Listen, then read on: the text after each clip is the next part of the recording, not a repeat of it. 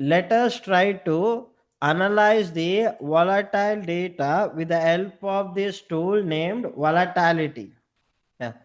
So volatility is an highly utilized tool when you are working in the forensic investigation. So let us see, volatility framework has become the world most widely used memory forensic tool. Now when you want to analyze the memory data, so we'll be using this volatility. So let us try to analyze the volatile data with the help of volatility. Now again, to perform this activity, you can take the virtual box. You can initiate your virtual box and start the Kali Linux. You can right click, go to start, initiate the Kali Linux. Now, once you have initiated the Kali Linux, so first, so download this memory dump file, which we will be analyzing. The size of the file is around like 2 GB. So download this memory dump in your Linux system. So let me, so here you have memory dump.mem. So here you can just download the file. So now once you have downloaded the memory file, so let us see how to analyze this memory file. So related to the using the volatility tool. Okay, so once you have downloaded the file, you can just launch the terminal, and first you need to install the application. So again, to install the application, so you can run this command. It's a pip followed by install followed by the package name, that is the volatility. So with hyphen break hyphen system hyphen packages. Okay, so let me install volatility 3, I think. So it is volatility 3, the version. So you can just run this command for installing the volatility 3 package. So by default you will not be getting, so you just need to be installing. So once you have installed the package, first I'll explain you, then I'll be giving you the time to do the practice. See, now if I just give vol hyphen L. So here you will be getting the list of details, information, the commands which you can utilize. Now here you can see you have the different set of functions. Now for example, you want to pull some registry related task scheduler, or you want to pull any of the information like PS process tree, so Windows process list. So you can use this set of functions, through that you can extract the information. So now let me show you how to use the volatility data. Now the image, the memory file which we have downloaded, that is related to Windows operating system. Now let us take, so you are involved in investigating malware. So one of the system is infected with malware. Now you are tasked to do analysis related to the malware. Now again, so you have dumped the memory file. Now you are now analyzing that memory file related to the malware. Now how to analyze that? Let me demonstrate you on that. Now again, you can just mention volley hyphen f. That is the file which you want to analyze. My file is available in the root directory, in the downloads directory, memory dump.mem file, followed by the function. Now here I'll just use the first one, that is windows.ps list. So this will be providing me the information related to the process list, like what are all the processes that are running in the system. So we will be able to get that specific information related to that. Okay, so now here it is extracting the data. So now here you can notice, I should have given the small font. Yeah.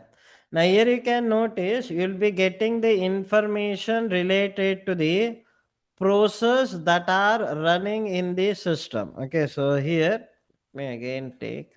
Yeah.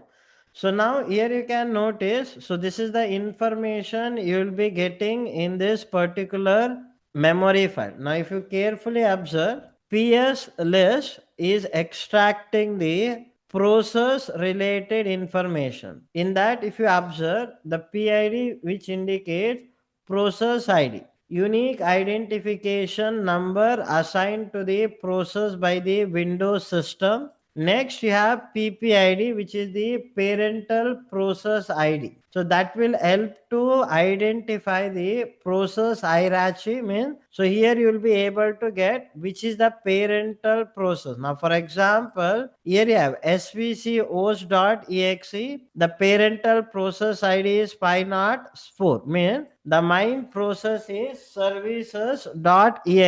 Just like that. So we have the next is the image file, that is the details related to the process name. Now here you can notice what process that is running in the system, that information here. The next is the offset. Offset refers to the memory address where the process is structured, located in the memory. So that information you are having, followed by the number of threads currently belonging to the process. So with the number of open object, handles refers to open object handles. Means, so files that has been opened, so how many files it is handling, registry files that is been handling. So here you will be getting the information. The next is session IDs. So this is very useful.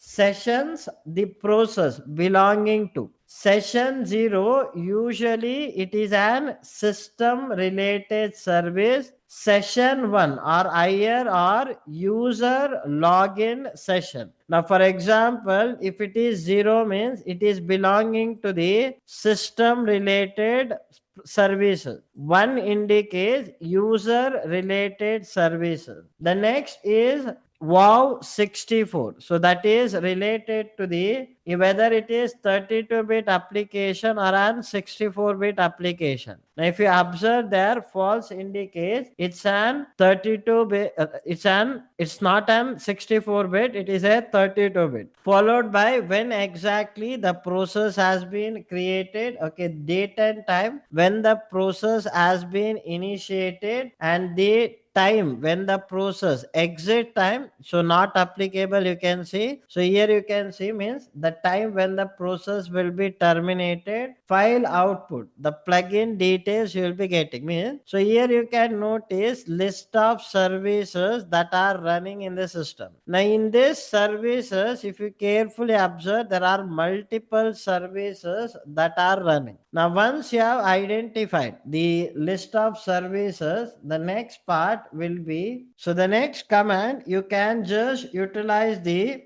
same command with ps tree. Now this indicates process tree from the Windows memory dump. Means it will show which is the main process, which is the sub process. That information you will be able to get in this Windows PS tree. Now here you can notice you will be getting the complete information about the main process, the sub process from where it is being started, the path, the complete detail you will be getting. So Windows PS tree list running process in an parent child hierarchy, showing which process created which. Instead of displaying the process in an flat list, so it will be showing you the complete information which is the main process, so which has created the sub process. That complete information you will be getting. Now if you carefully observe, so there is a process 3932 which is being created by the 4992. Now there you can see you have something like PowerShell.exe. Now again, if you carefully observe, it has opened PowerShell and you can see it is running in an hidden format. Again, there you can see this is the script that is being executed in that particular section. So here, yeah, which looks mainly suspicious. Why, mean? So PowerShell script, again it is running in the hidden format, and here you have the complete data data related to that. Now again, if you want to analyze whether it is malicious or not, so which I'll explain you during the analysis related to malware, I'll give the complete details on that. Now once we have identified on that, so now the next thing is that, so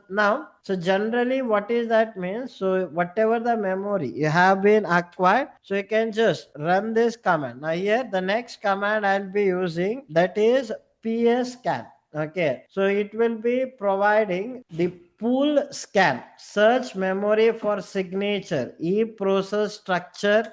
Okay, so the mind process, like running process, terminated process, hidden process, unlinked process. If anything is there related to that, so it will be searching for that. So it will also provide you the information about process, but the thing is that it will also show some hidden process, everything. So just like that, the next commands will be, now for example, the next command, that is the net scan. Now what is this command is that network artifacts, means whatever the communication that is established between my system and the target system, so here it will be providing that specific details or the information. Now if you carefully observe, so here you have the list of connections that are being established. Now earlier we got to know there is a process ID 4992, in that some PowerShell script is being executed. So now let us carefully check any process ID.